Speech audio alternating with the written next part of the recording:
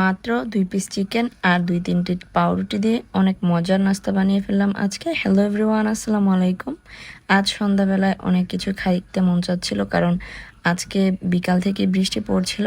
তো বৃষ্টির দিনে একটু স্পাইসি খাবার হলে বেশি ভালো লাগে, তাই আমরা সবাই মিলে ঠিক করলাম যে আজকে মিট বল বা চিকেন বল বানাবো।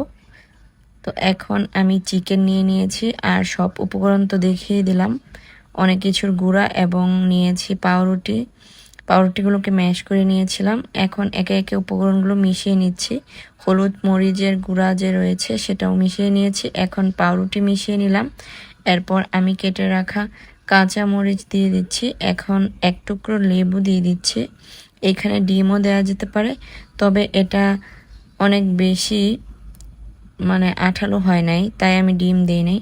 এটা একটু পানি পানি ছেড়ে দিচ্ছিল, কারণ ফ্রিজে চিকেনটা রেখেছিলাম। এখন সব উপকরণ একসাথে মেশানোর পরে আমি একটা বল বানিয়ে দেখলাম যে এটা ভেঙে যাচ্ছে, তাই আরও একটু কর্নফ্লাওয়ার মিশিয়ে নিয়েছি।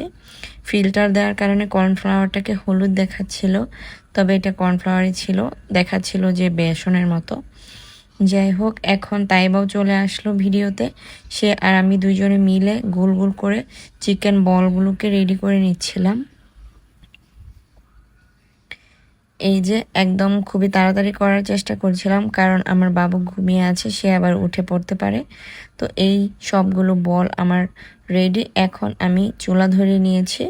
এরপর একটা পটের মধ্যে আমি পানি গরম করতে বসিয়ে দিয়েছি। এরপর একে একে সবগুলো চিকেন বল আমি এর মধ্যে দিয়ে দিচ্ছি। আমি বলগুলোকে একটু বড় সাইজে রেখেছি, তবে আপনারা যদি কেউ আমার রেসিপি ফলো করেন তাহলে আর একটু ছোট রাখতে পারেন আপনারা চাইলে, তবে ছোট রাখলেও খুবই ভালো লাগে খেতে। আমি এর আগেও 2-1 বার এটা বানিয়েছিলাম, তবে এইখানে সবগুলো জিনিস মিক্সার করলে সবচেয়ে ভালো হয়।